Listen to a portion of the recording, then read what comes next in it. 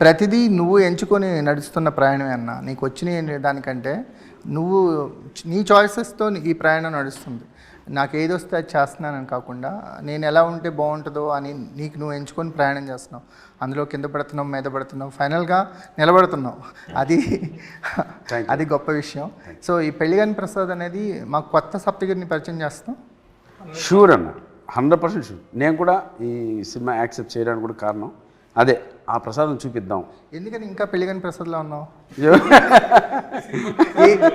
ఈ సినిమా కోసం ఏమో అంటే అది ఫేట్, చాయిసా ఫేటా అన్నీ ఉండొచ్చు, అన్నీ కాదు. బట్ ఈ కెరీర్ గురించి ఆలోచించినప్పుడు కొంచెం గ్యాప్ తీసుకోవడం మంచిది. అంటే నాకు వీటికన్నా కెరీర్ పైన ఎక్కువ ఉంటుంది ఫోకస్. ఏదో కొట్టాలి, సాధించాలి, మనం ప్రూవ్ చేసుకోవాలి, కమెడియన్గా ఉండిపోకూడదు. ఎలా చూద్దాం అనుకుంటున్నావు? నేను ఎలా చూడాలనుకుంటున్నాను అన్న, ఆర్టిస్ట్ అనాలి అన్న, నాకు అది కోరిక. నటుడు కమెడియన్ అంటారు, అది కాకుండా ఆర్టిస్ట్ అనాలి. అది అనిపించుకోవడం నాకు ఇష్టం. నటుడు అన్నీ చేస్తాడు, అన్ని ఎమోషనల్ చేస్తాడు, మనల్ని బిలీవ్ చేయిస్తాడు, మనల్ని నమ్మిస్తాడు, మన అప్రిషియేషన్ తీసుకుంటాడు. అలా అనిపించాలనేది నా ఆశ. అంటే ఒక కేటగిరీ కట్టేయడం అనేది నాకు ఇష్టం ఉండదు. అందుకే చాలా ఆపర్చునిటీస్ని నవ్వుతూ నో చెప్పేస్తావు. ఒక రకంగా అంటే 10 years చేశాను, ఆ జర్నీ చేశాను, ఎన్నో క్యారెక్టర్లు చేశాను. అక్కడ ఏంటంటే ఒక స్థాయి దాటిన తర్వాత టోటల్ ఇంకా రైటర్స్ వీటిపైన ఆధారపడి ఉంటుంది మన క్యారెక్టర్. ఒకవేళ అటువంటి సీన్స్, అంటే సీన్స్ బాగాలేని సీన్స్లో మన పర్ఫార్మెన్స్ ఇచ్చినా మనం అక్కడ చాలా ఎబ్బెట్టుగా కనపడుతుంటాం. ఇది నేను ట్రావెల్స్ ఇస్తున్నాను అనే వస్తాయి.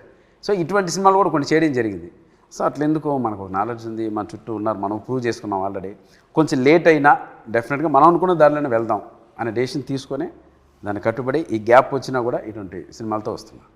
చాలా పాజిటివ్నెస్తో ముందుకెళ్తుంటావు అన్న. ఏం జరిగినా సరే, లేదు మొత్తం ఇది సరైపోద్ది, నెక్స్ట్ గట్టి కొడదాం అన్న యాటిట్యూడే ఉంటుంది. కానీ ఇండస్ట్రీలో బ్యాక్గ్రౌండ్ లేవు, పెద్ద వెల్తీ ఫ్యామిలీ నుంచి వచ్చినవి కూడా కాదు. కానీ నీకున్న గట్ ఫీలింగ్ ఇది ఎలా అయినా అవుతుంది, ఇది ఎలా అయినా ఏదో ఒకటి చేసి ఇది అయిపోద్ది అన్న అని అంటుంటావు. ఎక్కడి నుంచి డెవలప్? ఏ దిక్కు లేని వాడికి దేవుడే దిక్కు. సో సుప్రీం గాడ్ ఉన్నాడు అందరికీ. సో దేవుని నమ్ముకొని ముందుకెళ్ళిపోవడమే. ప్లస్ మన క్యారెక్టర్ కూడా 100% ఎవరిని ఇబ్బంది పెట్టే రకం కాదు సరే. కానీ అన్నిటికీ దేవుడు ఉన్నాడు. ఇప్పుడు నా సంకల్పం గొప్పదైనప్పుడు, నేను నిజాయితీగా ఉన్నప్పుడు డెఫినెట్గా ఎవరు ఎన్ని నెగిటివ్లు చేసినా కూడా నన్ను ఓడించలేరని ఒక నమ్మకం.